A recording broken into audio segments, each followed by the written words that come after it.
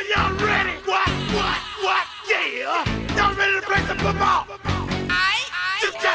begin. Check this. Let's go. If you want it, you can get it. Let me know. I'm about to break this thing up. Let's go. If you want it, you can get it. Let me know. I'm about to break this thing up. If you want some, come get some. Cause where I'm from, we so big. And everybody knows somebody that knows somebody that knows something about it. Yo, what's good? Welcome back, people. Welcome to the herd. And you heard it here first. This is your coach, Coach Clinton, and we back at it today, man. Another week of football, and it's time to get to it, baby. I'm here by myself today. I ain't got no guest. We're just gonna kind of get into some talk today. Just talk about the week, our game, and the games throughout the league and stuff like that. And so, it was another tough home loss for us against a division rival, the Magnolia Blues. We fell short 18-14. 18-14. Salute to those guys. They came in. They capitalized on our mistakes and made some plays when they needed to make plays, and we didn't make those plays. So we kind of rallied late, but it fell short. So like I said, salute to those guys in their win, and we'll see them back, and hopefully we can return the favor on their home field. And so in that game, like I said, they started off taking the lead out on us. It wasn't that we couldn't have scored. We just fell short on some plays, and we fumbled the bag on a lot of big plays that we should have made. On our first drive, we drove all the way down the field. We missed a wide open touchdown. We missed a couple other touchdown opportunities on that play, on that drive. And then we missed our field goal kick. So we moved the ball pretty well. Basically out of one formation. A real simple formation, just a power setup. And we drove down the field. And so, like I said, but we fumbled the bag in the red zone. We didn't score. They got the ball. We stopped them a few times before they made any plays. I believe we turned the ball over to give them the ball in good field position to set up their first score. And so, it was a tough one. We had another opportunity down there in the first half to put some points on the board, and we missed some touchdown passes in the end zone again. And so we moved the ball, but we just didn't capitalize and scored points off of them. So, and those guys did. They made some plays. Their QB, he scrambled around for a lot of plays and stuff like that. That was basically what killed us there. That guy ran around all the time. He wore the defense out, just running around. It wasn't the ground gain or anything like that. It was just him running around, buying time and creating plays. What you know in this game of football is that a secondary can only hold receivers and guys so long. And so you got to get that guy on the ground. You got to make plays. You got to make tackles. You got to make stops. And we didn't contain him. And he got out there and he bought time for his team. And guys ended up coming open after about 10, 15 seconds down on the play clock. And so you just can't allow that. And so, like I said, salute to those guys. They won the game fair and square. And, on to the next week, man. 18-14 loss to us. And we just got to get better at that, So right now we're sitting in the season under 500, and we just got to make it up to get ourselves back in place to compete for these playoff spots. And so that's what that was there, man. And so it was a tough loss once again. We just got to get better at it and making our plays and capitalizing on our big opportunities and stuff like that. We dropped about 5-6 interceptions that were just thrown up there and stuff like that, and we didn't make them. So you don't make it. It is what it is. There's no ifs to it and stuff like that. And so, but like I said, the rest of the league played this week. I know the Huskies and the Demons, that turned out to be a 46-6 victory for the Huskies. The Arkansas Bolts edged out one against the North Mississippi Road Warriors, 21-18. The Knights got a forfeit win over the Mississippi Dogs, 7-0. The Hurricanes beat the Calcius Kings, I think that's how you pronounce them, 36-44. That was 34. That was a tight one. And the Memphis Panthers beat the East Mississippi 49ers 18-12. Another close game. So we had some good competitive games this week, with the exception of one and a forfeit. And so we just looking on to next week, man, and which I believe is a bye week for the league, due to Easter and stuff like that. Let me see here.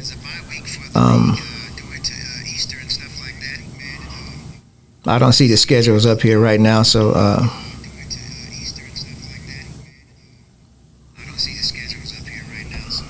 no, it's not showing. But like I said, we took that loss, man, and those guys they won. Next week is a bye week for the league due to Easter, so all guys, all leagues, all teams, all families, enjoy your week of Resurrection Sunday. I really call it Easter. It's Resurrection Sunday. It's the Lord's Day. And so, salute and respect and much love from this way to all. Be blessed. And then after that, we get back to work, man. We back at home against the Mississippi Dogs, and so we'll host those guys and see if we can get back on track and get a division win. And that one should be a tough one, but hopefully we should be able to pull it through. And so that was that there, man. Like I said, I spoke before on a lot of different things, is that, when it comes to team play, we got to get better at that. We got to get better at communication and things of that nature. We want to do things the right way. That's what we're building over here with structure and getting organized and stuff like that. And sometimes it takes longer than you expect. And you just got to keep fighting through. So, there's no quitting us. So, we're going to keep fighting. We're going to keep pushing and just keep working. And so, like I said, we're not going to settle for just mediocrity year in and year out, over and over and over again. So we have a goal and a vision that we're going to try to reach with this organization. I know it's a standard that we set for ourselves, and we just got to reach up to it. Right now, we're not at that standard that we would like to be, but we will get there soon. We're adjusting, and we're working. We're in the lab. We're making changes. We're making adjustments for everything to get everything on the right track. So, like I said, as the head guy, head coach, along with my staff, I take full responsibility, and we're going to keep working to get better at all of this. And so, and I know we got it. We got the potential to be so much better, and we just got to stop just stepping on our own feet and tripping over ourselves and stuff like that. So, because I know what we're trying to put down and what we're working to, I know it scares a lot. It scares a lot. And so most are probably preying on our downfall, and which is fine. I think that's just the nature of the game. So I know what we're going to bring to the table and what we do. And when we build it, it's going to be a scary sight. And so we're working it. I know we got all the pieces from coaching to players to continue to build on, and just kind of add a few more in the off season and build onto it, and we're going to be where we need to be. So that's just that thing there, man. And it's just great, man.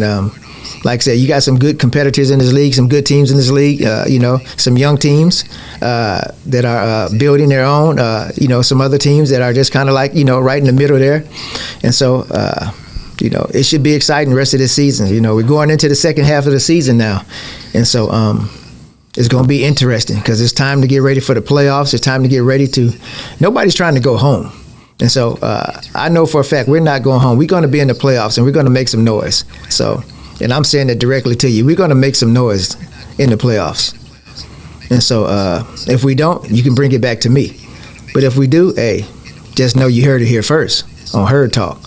And so we're coming for it. We ain't gave up nothing yet. We ain't stopped fighting. We're not going to stop fighting. We're going to keep on pushing. We're going to keep on grinding. So we stay true to what we're about. This is Bison business, and we're going to keep working for it and keep building on that. And so to every other team, just know we're working. Hey, whatever you guys are doing in your camps, hey, salute. Hey, keep grinding whatever you're doing. And so we're going to keep working over here and just keep building to that and just making everything better and to the point of where we want it to be. And so, like I said, we got a league full of teams and organizations grinding to try to get to that spot. It's only one champion at the end of the year. And so last year was the Panthers. This year, we don't know who it's going to be yet. There's a lot of people holding claims to that, and they say they're going to make it there. And so we're going to see. we're going to see. We didn't had a few forfeits and things of that nature that I hate. I hope everybody get their things together so we don't have any more forfeits this season, or Lord willing, no more reschedules. Get your organizations together, fellas, and teams, so that we can have complete all games each week. I hate to call out forfeit scores. I hate to call out reschedules and things of that nature, because that's just not a good look for the league. We're supposed to be a good, strong league here in the SCFL. And so teams, handle your business, man. And so get everything together, because that's what we need here, man, so that we can grow this league and build it the right way. And so that's all I really can say about that point, man, because like I said, it's no fun not playing any games and things of that nature. And so all I know is that we got a hungry team over here that's ready to win, ready to get things back on track, and ready to keep pushing and grinding to reach that point where we just get it all together and it starts clicking fully. And so we just got to keep working, from me and my coaching staff to the leaders of the team to all the role players. Everybody just got to grind tight, man, strap up these boots, put our hard hats on, man, and clock in and lock in, man, and just get to work. Everybody play their role to the team, man. No more in-house fighting, man, because it was a couple of things that happened this Saturday. It was just really disheartening and sad, because when you have grown men, that can't hold their composure because of different things and reasons and stuff like that, it's not really a good look for a man themselves or the league or our organization. We are down on the sideline when we're in-house arguing and fighting on the sideline. It's just not a good look to our fans or the league or our team. And so I know we're getting rid of all that poisonous, this in-camp, this in-house, and then I hope that every team get rid of that's in their camps, because it's not just our team thing, because these things have happened all around the league. And so it's disheartening, because, this is supposed to be big boy football. This is supposed to be semi-pro, where we're trying to play at least at the pro level, meaning we're supposed to be trying to play elite football.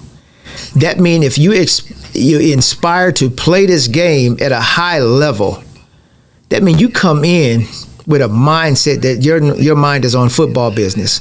That means you come in wanting to be coached, wanting to play organized, wanting to play with structure, wanting to win, wanting to compete at a high level, wanting to play the ultimate team sport. 11 on 11 football. Physical, hard, and fast. And in that game, it's going to be physical. It's going to be talk. It's going to be pushing and grunting and grinding and fighting with each other and arguing and physical play and big plays made. And how you handle those things says a lot about you as a man. How you handle a lot of playing time to a little playing time describes you as a man and how you carry yourself. Because what happens on this field says about you and how you handle yourself off the field. How do you handle yourself in society if you can't keep your composure because of a little situation, because somebody may say some words to you on the field? When did men fall weak to words? If somebody's not touching your family or physically touching you and harming you, what are you losing your composure for? If you're not a starter and you're worried about minutes, what are you losing your composure for? In this game of football, I'm saying it, there should never be any disrespect between players and coaches, physically or verbally. That's just not how the game is played. We can have our critiques and our criticisms and our judgments and our opinions of each other. That's fine and dandy. You can call me what you want. All I know is, as long as you don't touch anybody in my household, I'm not worried about your words. Because one thing I learned about it, in this era, you have a lot of men that are attention whores. They want to be on the internet talking and running their mouths just because that's the only way they're going to feel relevant in their lives. If they're on the internet talking, class clowns and things of that nature, just being silly because that's all they got going for themselves. Being the fool for the public. Real men don't handle themselves that way. And so we got to get better at that, man. Especially in this sport of football. There's no crybabies in football. There's no whiners in football. And, we shouldn't be acting like that, So what you guys see me here saying today, take it how you want, take it how you feel. Most people that know Coach Clinton know I speak from the heart. I speak real. Whatever I say on this camera, I can say it to your face. You can't deny that fact. So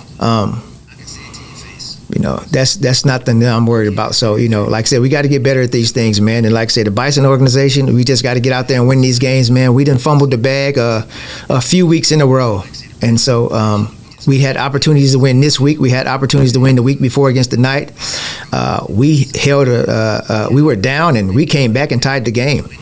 They didn't even score in the second half. And if we had made a big play on a touchdown opportunity, that game's not even going into overtime. And so, like I said, but we fumbled it, and they won it fair and square. And so, hey, salute to those guys as well. And we just got to come back and just get our win and get a revenge on that game as well. So it is what it is. But, we had opportunities. That's all I can say. We're finna go to this quick break, and we'll be right back after that. You heard it here first.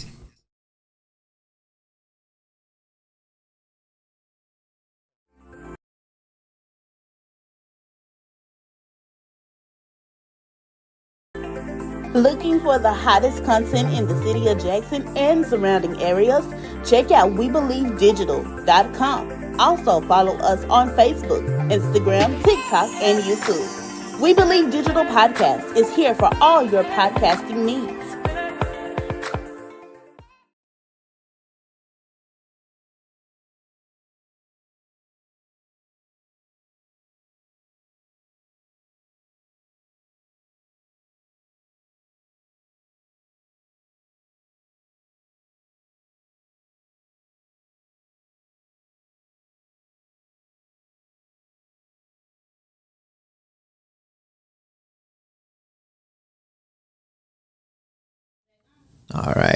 All right, we're back. We're back to Herd Talk. And so, again, like I was saying before the break, we took some tough losses. We tried to fight back. Outside of that first game against the Panthers, where they just pretty much just ran through us and we didn't even fight in that game, our other games, we had opportunities to win and we blew our opportunities with terrible mistakes and things of that nature. And the biggest problem is in those games, just to be honest, is that those mistakes put us in position to get behind. We turned the ball over in different ways, from fumbles to interceptions, and it gave the other team opportunities to get on the board before we did. We would move the ball down the field with no problem, and then we would make big mistakes and kill our drives. We haven't had a problem moving the ball on any team we played. We just fumbled the bags. Point blank period. We just fumbled the bag. You can, if we shared the film to YouTube, or if we did anything of that nature, every team shared film, you can watch film yourself and see that we moved the ball on teams. We got into the red zone and then we fumbled the bag, or we missed opportunities where it was an interception, fumble, or bad snap, false start, or wrong read, and we just didn't hit the right guy. It was there. It was there for the taking for us. I don't lie. I don't exaggerate. I don't have to exaggerate anything and stuff like that. You go from different formations and things of that nature. Simple plays to harder plays. Plays are plays. It's X's and O's is a dime a dozen. And so we came out, like I said, against the Blues, we came out in the power package. And we just ran a couple of basic plays. And, we got down the field. The first play, if it wasn't for a bad holding call from the referees, it was a 25-yard run. On the first play, in a simple formation. And just to be a little bit petty, a simple formation, it looked like it's Little League, I guess. That's what they say. It looked like it's Little League. That's what they said in that simple formation. But it was a 25-yard gain. And that simple formation got us all the way down into the red zone. That simple formation with a couple adjustments had a receiver wide open behind the defense because they were so concentrated on the run, and we missed a wide open touchdown by one of our receivers, But it was there for us, and we just missed it. And then we still got down the field on the same play and made a big play, and that same receiver made a big catch and got us down the field.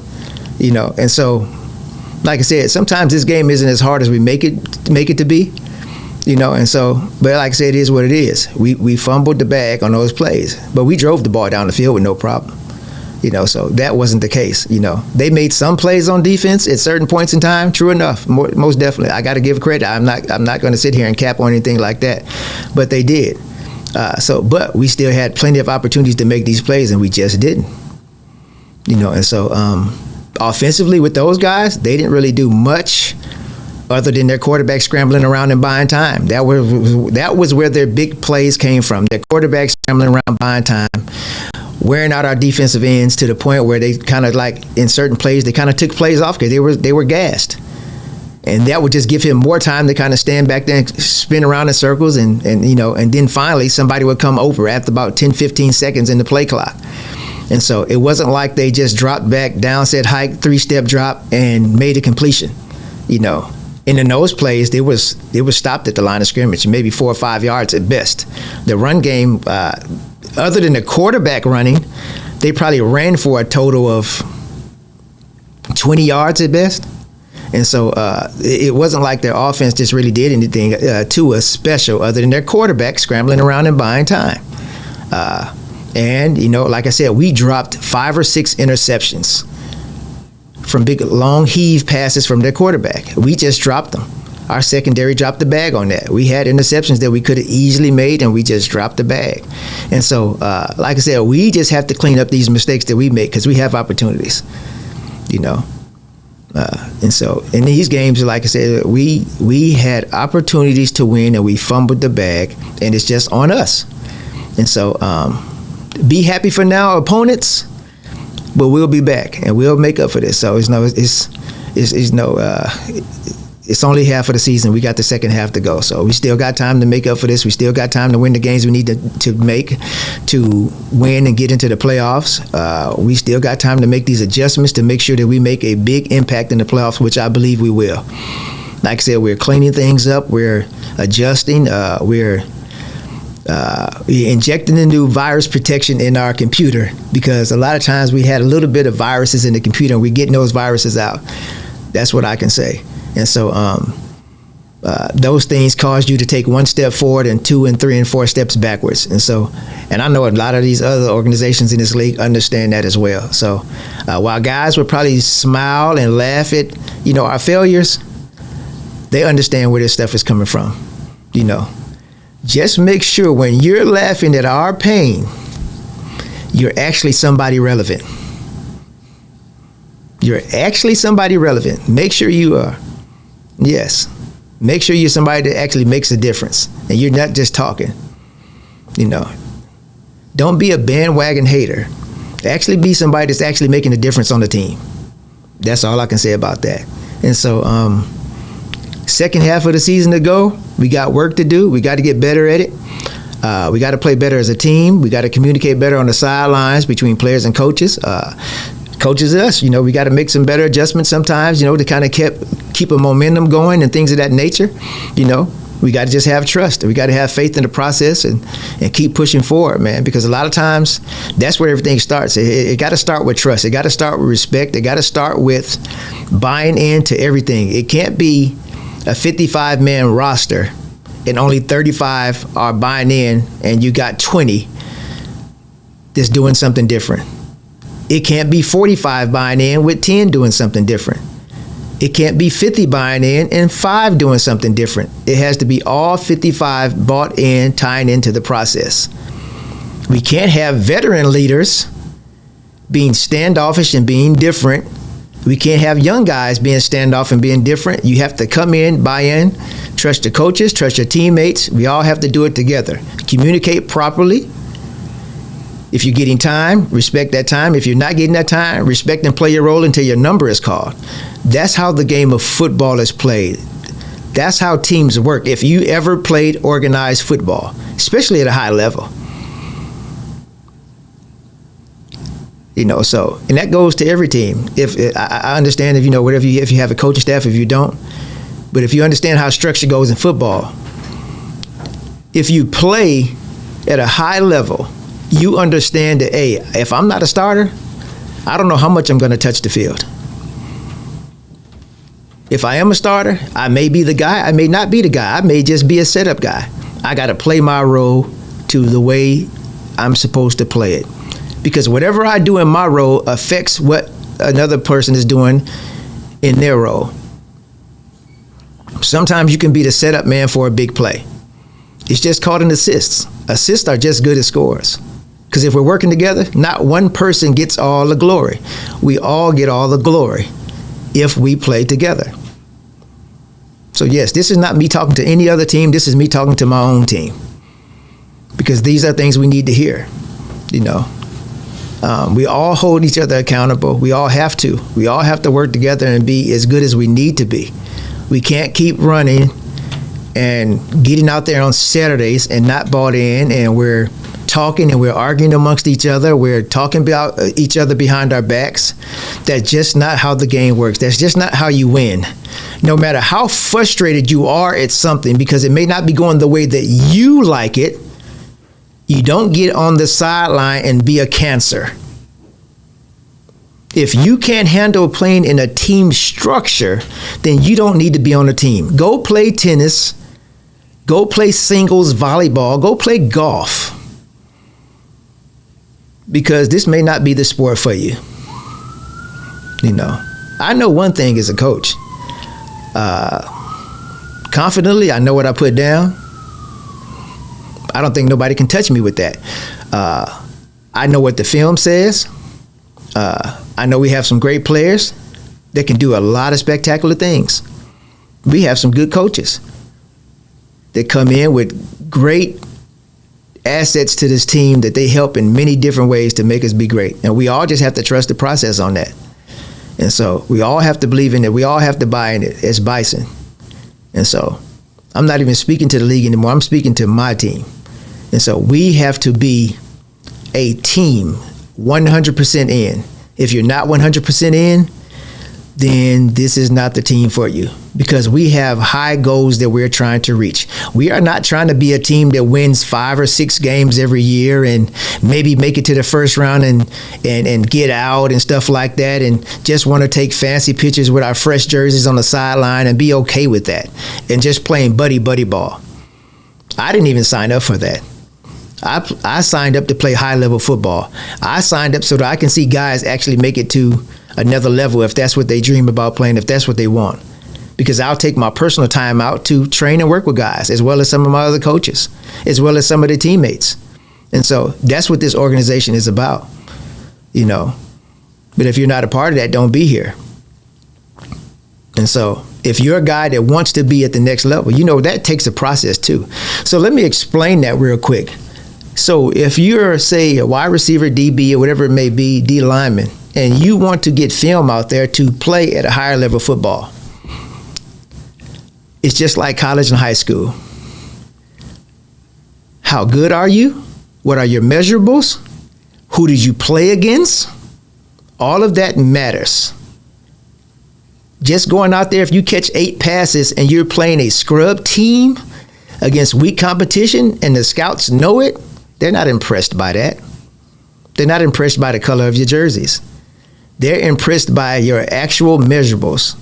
What are you actually good at? Are you actually fast? Because what we see on film, you may look good playing against certain competition, but then you get out there against somebody at that next level and you can't even get off the line of scrimmage as a receiver. You don't even know how to run certain routes. You don't even know what certain routes are, you know, because see, this thing right here matters first. Do you have football IQ? You know, just from the basics, do you know an A gap or B gap? Do you know a 3-tech, a 0-tech, a 2-tech, evens and odds? Do you know that? Do you know what a 10-tech is, a 30-tech? Do you guys understand that? Do you know what a 1-hole is, 2-hole, 3, 4, 5, 6, 7, 8? Do you understand that as a running back? As wide receivers? Do you understand spacing? Do you understand passing concepts? You know, do you know what those things mean? Do you know the difference between a curl and a hitch? Do you know what a stick route is? Do you guys know that? And I'm asking you guys that want to play high-level football, do you understand those things of that? And that's the same thing for coaches. Coaches have to understand that. It's also understanding and evaluating talent, getting talent in the best spots on the field to be successful for them. We have to do that. No. If you have a loaded roster and you have a lot of guys, getting proper reps, but also understanding when you have starters, NFL, those starters aren't coming off the field unless they're gassed, unless that role player has a specific skill set that he gets in packages. Your top receivers or running back is not coming off the field every 3 or 4 plays. They're in the game because they're your stars and they're your starters. Unless you just have a weak lineup of receivers or running backs or secondary, whatever it may be, and you got to keep rotating guys. But in most cases, those guys are not coming off the field every other play. See, a lot of guys don't want to hear this. They want to get on the field and they want to put on fancy jerseys and they want to take pictures and things of that nature. Guys swear they know this game and this and that, but they don't really know the game like they do. Because one thing I know and I love, and you'll hear my players, they can attest to this. I love film. I love film because film doesn't lie. I can watch our team, I can watch the team we play, and as a coach, I guarantee you I can evaluate who actually has it and who actually doesn't. Who actually knows what they're doing, who actually just out there because they may be a little bit physically talented with great athletic ability, but they can't run a route to save their life. You got secondary guys out there that can't backpedal properly, don't know how to read a offensive formation and don't know where to be. And getting exposed. And so that's just keeping it real. That same thing on the coaching side. Maybe calling the wrong plays. Getting guys in the wrong spots on the field or something like that. Maybe having the wrong personnel out there. All this stuff varies. So it's not just one-sided, not just about players, but it's about coaches too. And so, but that's for the teams that actually do have coaches, because some teams don't. Some teams are just running stuff, just drawing plays up in quicksand. And you win a few games with it. But I don't know. At the high level, you won't. Maybe at the mediocre level you will, or low levels you will, but at the high levels you won't.